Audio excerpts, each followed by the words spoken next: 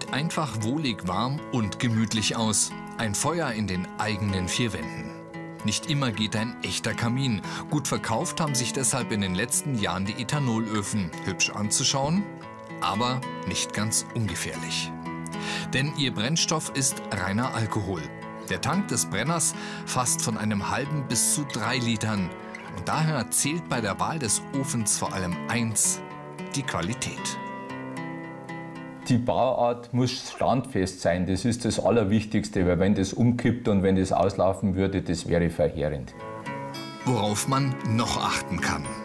Auf jeden Fall auf die TÜV-Prüfung, dass die eingehalten wurde und da ein TÜV-Zeichen drauf ist. Das ist ganz wichtig. Hier zum Beispiel ist es eingraviert.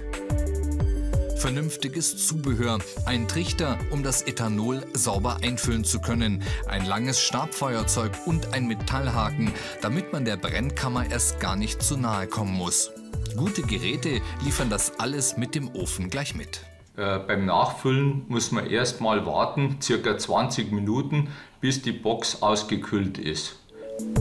Es gibt Modelle zum Hinstellen oder an die Wand hängen. Alle haben die gleiche Brennkammer. Von ihr hängt besonders ab, ob so ein Ofen sicher ist. Ausblasen kann man die Flamme nämlich nicht. Deshalb ist eine Klappe unverzichtbar. Der Schieber kann jetzt da die Flamme kleiner machen oder löschen.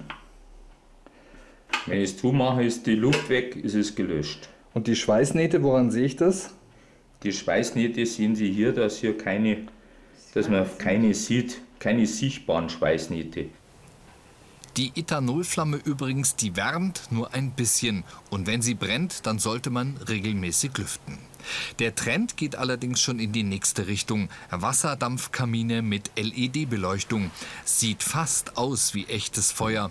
Und klingt übrigens auch so, mit Feuerknistern nämlich auf Knopfdruck.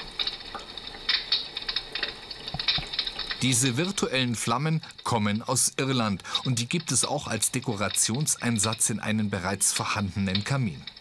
Das ist vor allem eines: praktisch, denn das Feuer geht nur aus, wenn man den Schalter umlegt.